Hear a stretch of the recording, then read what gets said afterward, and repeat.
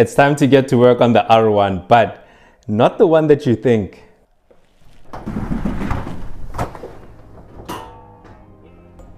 Come on.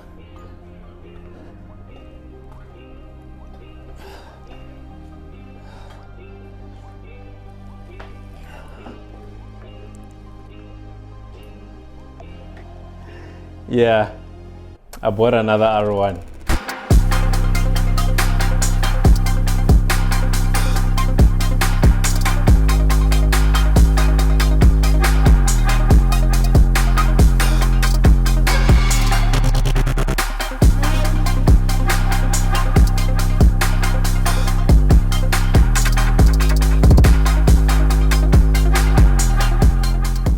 Ladies and gentlemen, meet my 2011 Yamaha R1, aka the Big Bang. And yes, I got another R1, but I couldn't pass the opportunity to work on this iconic bike. Plus, I think now would be the perfect time to work on this bike while we're still busy with our new gen R1, so we can put the two side by side and do a battle of some sort. But that's gonna come later. For now, I wanna show you guys what's actually damaged on this bike, apart from the obvious. Well, maybe let me start with the obvious. So we clearly don't have a front headlight. We don't have anything in the front here actually. So this looks like it was involved in a front collision. Luckily, it doesn't look like the forks are bent or the wheel is badly damaged. We only have some scuffs over here, but apart from that, the damage doesn't look too bad. Nothing was pushed back. The headers are all good. Our radiator seems to be just fine. So we're looking good for the most part. Unfortunately, we lost our front stay bracket over here. That thing got completely ripped off, but luckily there was no damage to the frame itself, so that's pretty awesome. And then our handlebar broke off over here. It looks like the bike landed on this side because you can see how bent this clutch lever is. That's basically the impact from the bike falling to the ground, but luckily the rest of the handlebar is still here. Unfortunately, the switch is damaged, so we're gonna have to replace this guy as well. And then what you're seeing over here is what's left of the front end. So we've got pieces of the headlight over here. I mean, we've got one of them right over here, and then now we've got whatever's left of the front stay bracket. That thing got completely shattered, and luckily guys, we got a cluster with this bike and it doesn't look like it's badly damaged. The only damage we have is some scuffs over here, and at the back we've got a tab that got ripped off. We've got some cracks along here, but the connector is still good. The wires are still nice. Luckily with these clusters, you can literally replace the cover. So all you have to do is undo these bolts at the back and swap over the internals onto a new cover. So that's pretty awesome. I think that's exactly what I'm gonna do. And then over here, we've got some minor damage to the tank. And I say minor because this looks and feels like a surface scratch. The only thing we've got is a dent over here, which feels like it can kind of be pulled out very easily. So this shouldn't be an issue. And then moving down over here, we've got some damage to this stator cover. This thing looks like it basically slid on the ground. You can see some marks over here, and it basically got ground down to the point where the inside is showing over here. And this is the part that kind of worries me a little bit because I don't know if there's any metal pieces or anything that went in the stator. So I'm really looking forward to taking this off and kind of seeing what's going on over here. And then we've got some damage to this frame bolt, which is easy replacement, but I'm actually glad that these bolts kind of stick out the way they do, because if it was flush with the frame, you can imagine how this guy would be damaged. So all these marks, all these scratches here would have been on the frame. So yeah, this little bolt saved this whole piece over here. And then looking at our rider foot peg, you can see that the footrest got completely broken off, guys. This whole entire thing also got pushed in. It's even resting against the chain over here. So we definitely need to replace all of this, and I think I might be upgrading them in the process. And then coming to the back here, we've got a swing arm spool which has some damage, but if you look at the swing arm, guys, this thing doesn't have a single scratch, and I believe that's all thanks to this guy over here. So yeah, here's another little part that played a big role. And yeah, I'm definitely going to be replacing this chain, guys, because look at all that rust. Sheesh. There's more damage to the chain guard, so this guy needs to go. This rear pillion bracket also got completely shattered. I mean, look at that break over there, guys. And what's odd to me is that this thing is facing that way, which if you kind of visualize how this bike might have went down, it probably slid that way. So this doesn't make sense to me why it's facing that way and not this way, unless it got hit from the back and that's what caused the crash, or the bike was sliding and it spun and this kind of hit something. I don't know, but yeah, this is a bit odd to me. If you guys have an idea, let me know in the comments. And then we've got our beautiful Stealth Performance exhaust. Unfortunately, this got damaged in the crash. Looks like we've got some mud and some grass in there, so we're gonna have to replace this. But after doing some research, I actually found out that this is a local company, so I might reach out to them and see if they still have this tail piece that they can sell to me. That would be super awesome, because I really like this exhaust, guys. You can see the custom work on here. This should sound really, really nice. We obviously have some damage over here to the fairings, but this doesn't matter because we're gonna buy a brand new set anyway. The seat looks good. This one unfortunately has some damage over here, so I'm either gonna have to recover this or buy a new one. And then over on this side, there's not really much that got damaged. The two things that I saw were these marks over here, so I'll probably just replace this piece. And then we've got this guy over here that's cracked, so I'll also need to replace that. I actually just saw this scuff on the seat, so we actually might just reupholster this as well. And that's basically it, guys. There's not a lot of damage on this bike. It looks bad, but it's actually not that bad. And I'll be sorting out a lot of cosmetic things, like all these rust spots, which are probably there because the bike was sitting outside for so long, and all these exposed wires will all be sorted out. So when we're done with this bike, it should be looking mint. But the one thing that I want to do in this episode is I want to try and start this bike up. So maybe let's first hook up a battery and see if this bike turns on.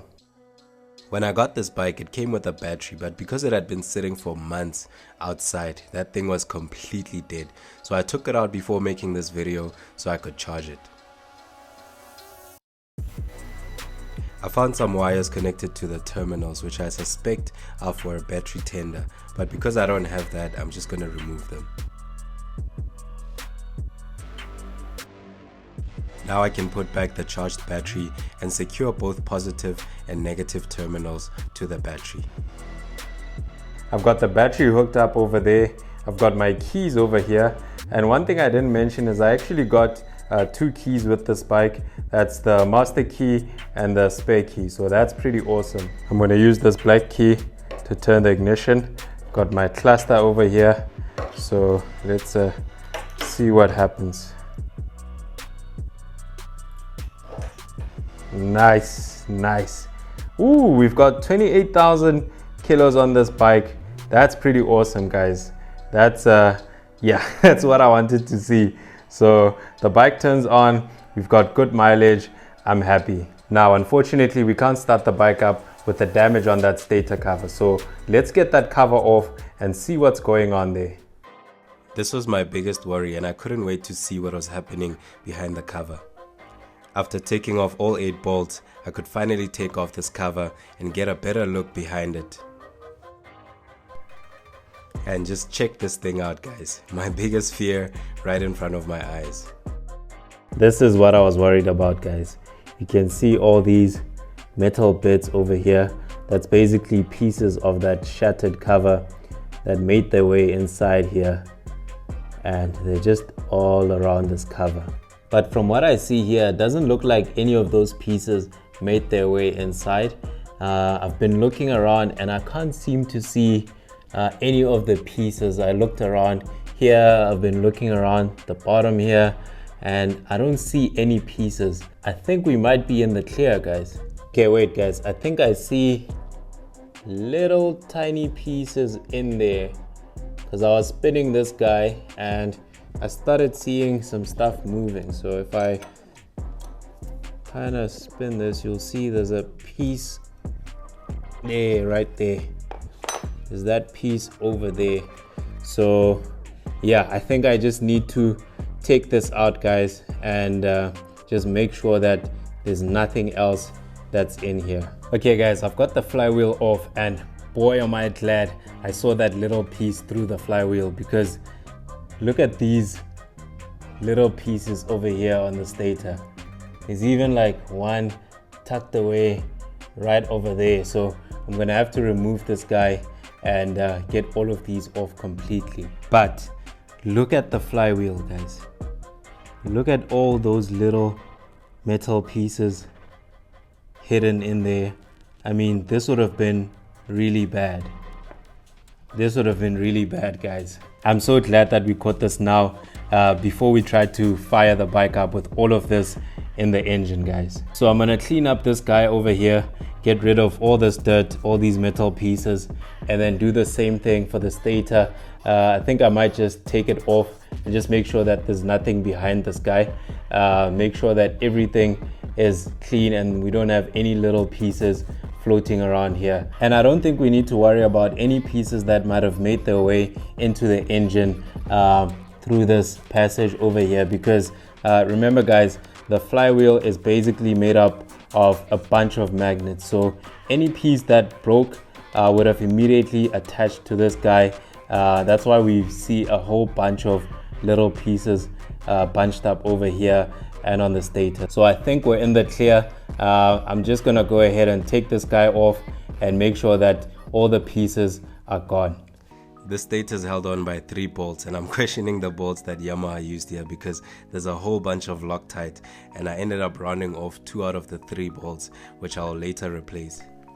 But I got the stator off, so now I can start flinging off the bigger chunks that I could see.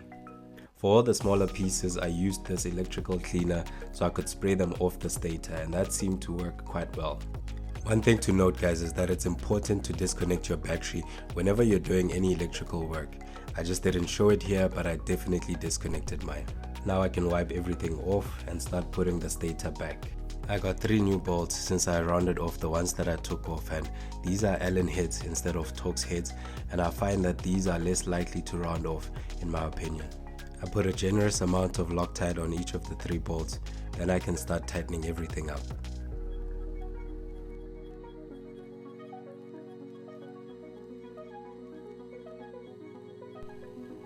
I cleaned the flywheel off camera, but I basically used a brake and parts cleaner, and that seemed to work wonders, guys, because check this thing out. Now it's time to put it back and put the bolt back with some oil as per the service manual. Then I decided to clean up the mating surface, and in hindsight I could have done this when I had everything off. But once I got all of that nice and clean, I could tighten up the flywheel bolt to spec. Once that's nice and tight, I can put the gasket on, followed by our replacement cover, and then all 8 bolts to secure the cover in place.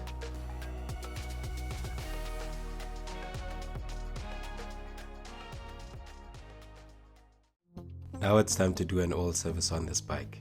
I start by loosening up the drain plug so I can remove all the old oil from this bike. And this thing was so dark, it looked like it hadn't been changed in a while. Next to come off is the oil filter, which is in such a tight spot on these big bang models, and I'm so glad Yamaha updated the position on the newer models. But I eventually got it out and I could bring out the new oil filter. Before I can put it on the bike, I'm gonna pre-lube the filter, then I can put some oil around the O-ring. Then I can squeeze it through this tight spot between the headers and the oil cooler, and finally tighten it up by hand. Now I can put the drain plug back on the bike with the new copper crush washer and tighten it up to spec. Last thing to do is to top up the bike with oil, and man, this thing takes up 3.8 liters of oil.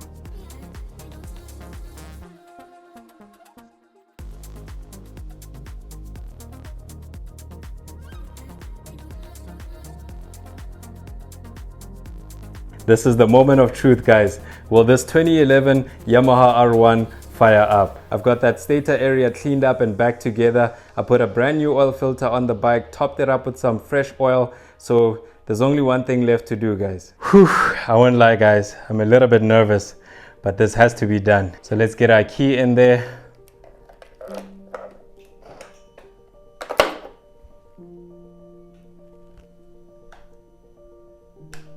I'm starting to notice that I'm not hearing the fuel pump prime. I can hear the relay clicking, but there's no prime. This was starting to feel like deja vu, but I decided to crank it nonetheless.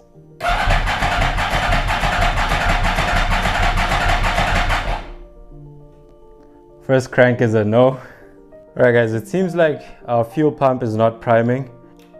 So when I turn the bike like that, I can hear the fuel pump relay clicking there. So it's sending a signal to the fuel pump to prime, but there's no prime. Still no prime. And if we try to start it again, still nothing. I decided to check out the connection to the fuel pump, but that seemed to be fine.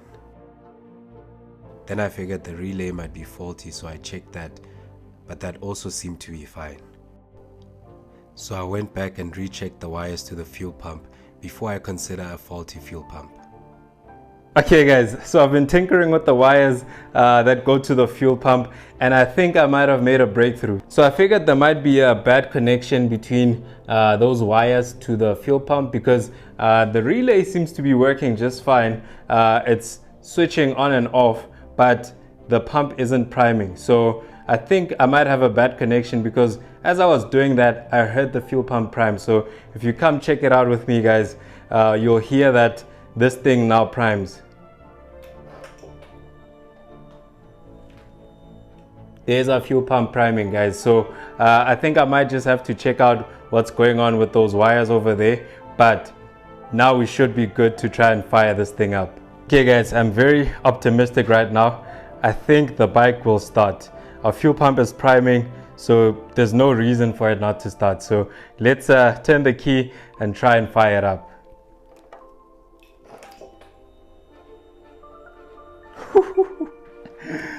Okay, let's go.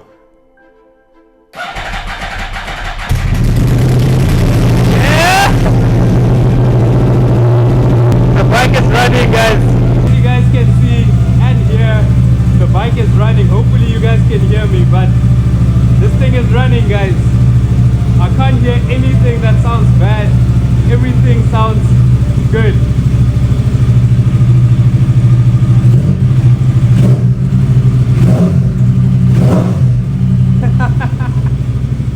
There we go, guys. Oh man, I'm so happy.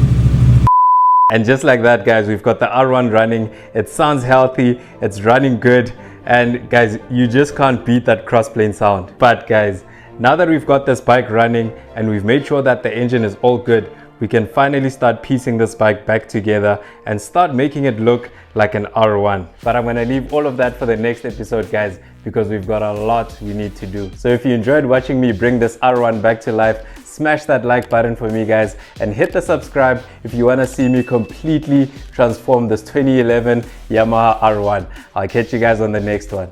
Peace out.